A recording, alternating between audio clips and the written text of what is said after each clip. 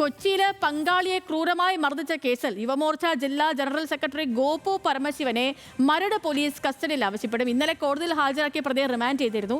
വിശദമായി ചോദ്യം ചെയ്യാനും തെളിവെടുപ്പ് നടത്താനുമാണ് പോലീസിന്റെ തീരുമാനം.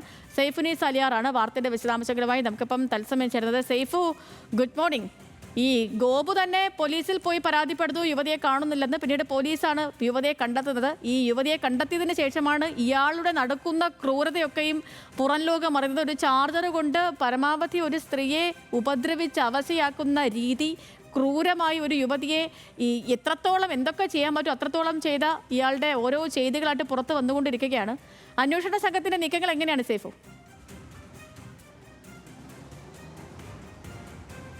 Good morning Sethulakshmi.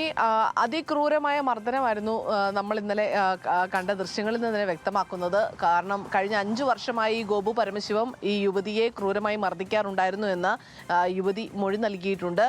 BNS പ്രകാരമാണ് നിലവിൽ കേസെടുത്തിരിക്കുന്നത്. പക്ഷേ മുൻപുണ്ടായിരുന്ന കുറ്റകൃത്യങ്ങൾ കൂടി ഉണ്ടെങ്കിൽ അതുകൂടി ചേർത്തുള്ള വകുപ്പുകൾ കൂട്ടിച്ചേർക്കാനും പോലീസ് ആലോചിക്കുന്നുണ്ട്. എന്തായാലും ഇന്നലെ കോടതിയിൽ ഹാജരാക്കിയ ഗോപു പരമശിവത്തെ റിമാൻഡ് ചെയ്തിട്ടുണ്ട്. ഇനി കസ്റ്റഡിയിൽ വാങ്ങാനുള്ള ഒരു സമയമാണ്. അതുകൊണ്ട് തന്നെ വിശദമായ കസ്റ്റഡി അപേക്ഷ തയ്യാറാക്കി കോടതിയെ സമീപിക്കാൻ തന്നെയാണ് പോലീസിന്റെ തീരുമാനം. കസ്റ്റഡിയിൽ വാങ്ങിയാൽ വിശദമായി ചോദ്യം ചെയ്യാനോ ഒപ്പം തന്നെ ഇവർ രണ്ടുപേരും താമസിച്ചിരുന്ന മരടിലെ വീട്ടിൽ കൊണ്ടുപോയി തെളിവെടുപ്പ് നടത്താനുമാണ് പോലീസ് തീരുമാനിച്ചിരിക്കുന്നത്.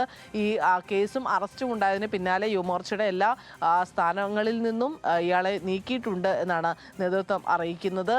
നേരത്തെ ഈ BJPയുടെ ജില്ലാ പ്രസിഡന്റിന്റെ വലിയ താല്പര്യത്തിലായിരുന്നു യുവമോർച്ചയുടെ ജില്ലാ ജനറൽ സെക്രട്ടറിയായി ഗോപു പരമശിവത്തെ നേതൃസ്ഥാനത്തേക്ക് കൊണ്ടുവന്നത്. അതിൽ വലിയ എതിർപ്പ് BJPക്കുള്ളിൽ തന്നെ ജില്ലാ നേതൃത്വത്തിനകത്ത് തന്നെ ഉണ്ടായിരുന്നു.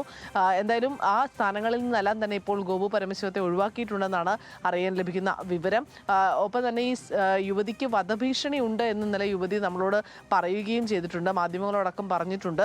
അത് കൂടാതെ മൊഴിയിൽ ഈ യുവതി നേരത്തെ വിവാഹം കഴിച്ച് 2 കുട്ടികളുള്ളതാണ്. ഭർത്താവിൽ നിന്ന് ഡിവോഴ്സ് വാങ്ങിയ ശേഷമാണ് ഈ ഗോപു പരമശിവത്തെ പരിചയപ്പെടുന്നതും ഇയാളുടെ ഒപ്പം ജീവിതം ആരംഭിക്കുന്നതും.